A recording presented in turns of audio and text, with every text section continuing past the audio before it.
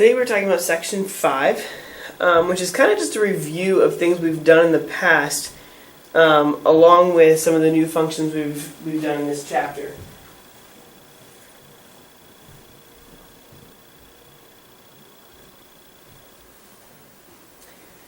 So looking at these, we're going to be looking at classifying functions as either like absolute values, linear, quadratic, but we're also adding in now direct variation, inverse variation, rational, all of those different things.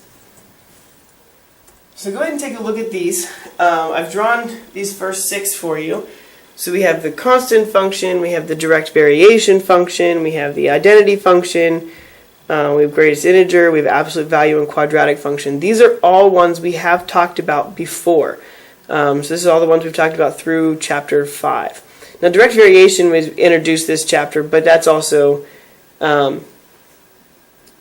it's just really a regular line linear function.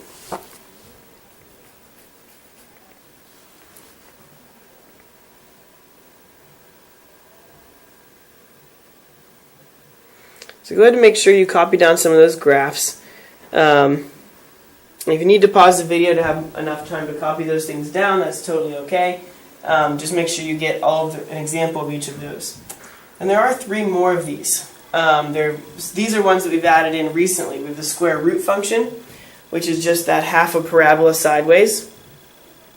And we also have the rational function, which is those 2 curves separated by asymptotes. And I've drawn the horizontal asymptote. We haven't talked about that yet, so don't worry about that. That's what that horizontal dotted line is.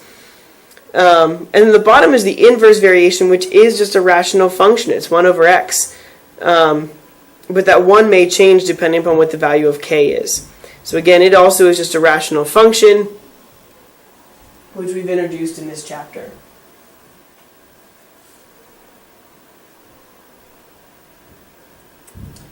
So they want us to identify the types of functions represented by each graph. So as we look at this first one has kind of that sideways shape, and it's only half of it. It's not the full quadratic. So that one is going to be most similar to the square root function. So if we look at this one's going to be the square root function.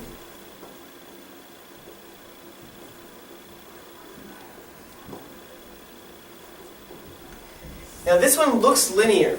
The only trick that we have is right here. There's a little hole in the graph. Because there's a hole in the graph, that means it started as rational. So this would be a rational function.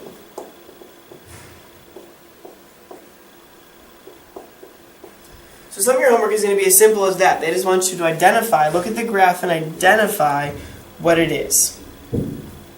And so you have those 9 options that we just wrote down to choose from. Some of them then are going to go ahead and ask you to graph it. They're going to give it to you and they want you to identify it as well as graph it. So we're going to go through and practice that as well.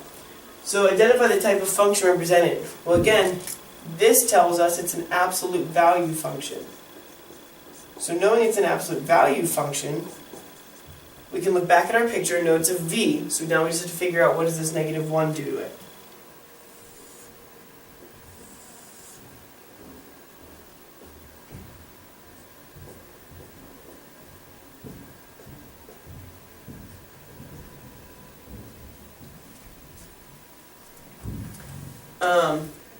So as we look at this, we can make a table of values here if you want. You kind of see the pattern that's going to happen. So if I just go with like -2, -1, 0, 1, 2. So I put a -2 in here, that becomes 2 minus 1 is 1. -1 is 1 minus 1 is 0. 0 minus 1 is -1. Then we go back. Absolute value of 1 minus 1 is 0. 2 minus 1 is 1. So notice we kind of dip down and then we come back up again. So we have -2, 1, -1, 0, 0, -1, 1, 0, and 2, 1. And remember, this is not a parabola or anything, it is a V shape. And this one, because there's no intercept over here, and it's not a quadratic, it's going to be direct variation. So it's a linear function where k is negative 2/3. So again, the intercept always starts at 0, 0. And the direct variation, the constant of variation, is just our slope. So we go down 2 over 3. Or we go up 2 and in this direction 3. Either way, we should get a straight line. Like so. So none of this is very hard, none of it's very new. It's just kind of a wrap-up of a lot of these different graphs and things that we've been talking about, and identifying some of the different classifications and classes of graphs. So then your homework will be 476, 11 through 23 odd.